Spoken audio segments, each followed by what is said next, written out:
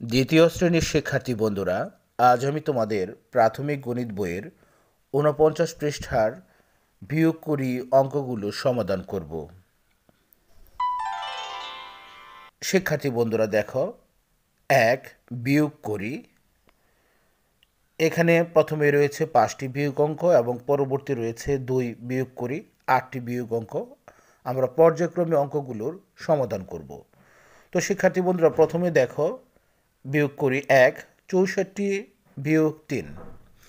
৬৪ বিয়োগ ৩ বিয়োগ করতে গেলে আমাদের প্রথমে এককের ঘর বিয়োগ করতে হবে, এরপর আমাদের দশকের ঘর বিয়োগ করতে হবে।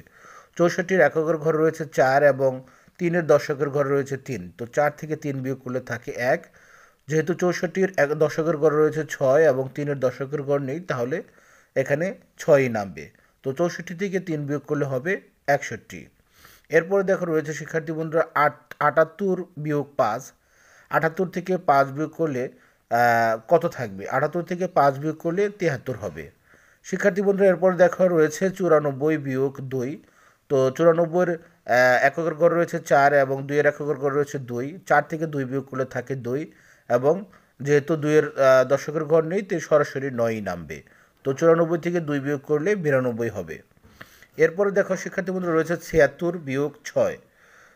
৭৬-এর এককের ঘর রয়েছে ৬ এবং ৬-এর এককের ঘর রয়েছে ৬। ৬ থেকে ৬ বিয়োগ করলে হয় ০ এবং যেহেতু ৬-এর দশকের ঘর নেই, শুধু ৭৬-এর দশকের ঘর রয়েছে ৭, তো ৭ই নামবে। তো ৭৬ থেকে ৬ বিয়োগ করলে ফলাফল হবে ৭০। এরপর দেখো শিক্ষার্থী বন্ধুরা রয়েছে ৫৭ বিয়োগ ৭। ৫৭ থেকে ৭ বিয়োগ করলে ফলাফল হবে ৫০। শিক্ষার্থী বন্ধুরা এরপরও দেখো ২ বিয়োগ করি।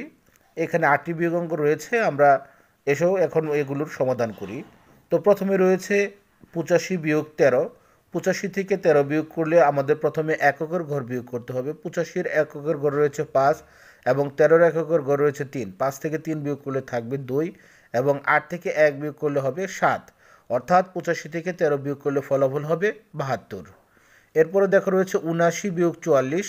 ৭৯-এর এককের ঘর রয়েছে ৯ এবং ৪৪-এর এককের ঘর রয়েছে ৪। ৯ থেকে ৪ বিয়োগ করলে থাকবে ৫ এবং ৭ থেকে ৪ বিয়োগ করলে হবে ৩। তো ৭৯ থেকে ৪৪ বিয়োগ করলে হবে ৩৫। শিক্ষার্থী বন্ধু এরপর দেখো রয়েছে ৬১ বিয়োগ ৫০। ৬১ থেকে ৫০ বিয়োগ করলে ফলাফল হবে ১১। এরপর রয়েছে ৭৫ বিয়োগ ২৫। ৭৫ থেকে ২৫ বিয়োগ করলে ফলাফল হবে ৫০। এরপরে দেখো রয়েছে ৯০ বিয়োগ ৫০। ৯০ থেকে ৫০ বিয়োগ করলে ফলাফল হবে ৪০। এরপরে দেখো শিক্ষার্থী বন্ধু রয়েছে ৪৯ বিয়োগ ৪২। ৪৯ থেকে ৪২ বিয়োগ করলে শিক্ষার্থী বন্ধুরা দেখো ৪৯-এর এককের ঘর রয়েছে ৯ এবং ৪২-এর এককের ঘর রয়েছে ২। ৯ থেকে ২ বিয়োগ করলে হবে ৭ এবং ৪ থেকে ৪ বিয়োগ করলে হবে ০। তো ৪৯ থেকে ৪২ বিয়োগ করলে ফলাফল হবে ৭। এরপরে দেখো রয়েছে ৯৭ বিয়োগ ৫। ৯৭ থেকে ৫ বিয়োগ করলে থাকবে হচ্ছে ৯২, অর্থাৎ ৯৭ বিয়োগ ৫ ফলাফল হবে ৯২। শিক্ষার্থী বন্ধুরা সর্বশেষ দেখো রয়েছে ৫৩ বিয়োগ ৩। ৫৩-র এককের ঘর রয়েছে ৩ এবং ৩-এর এককের ঘর রয়েছে ৩। ৩ থেকে ৩ বিয়োগ করলে হয় ০ এবং যেহেতু ৩-এর দশকের ঘর নেই, শুধু ৫৩-র দশকের ঘর রয়েছে ৫, তো আমরা ৫ই এখানে নামাবো। তো ৫৩ থেকে ৩ বিয়োগ করলে ফলাফল হবে ৫০। তো শিক্ষার্থী বন্ধুরা আজ আর নয়, আবার কথা হবে পরবর্তী ক্লাসে। সে পর্যন্ত সবাই ভালো থেকো, সুস্থ থেকো। আল্লাহ হাফেজ।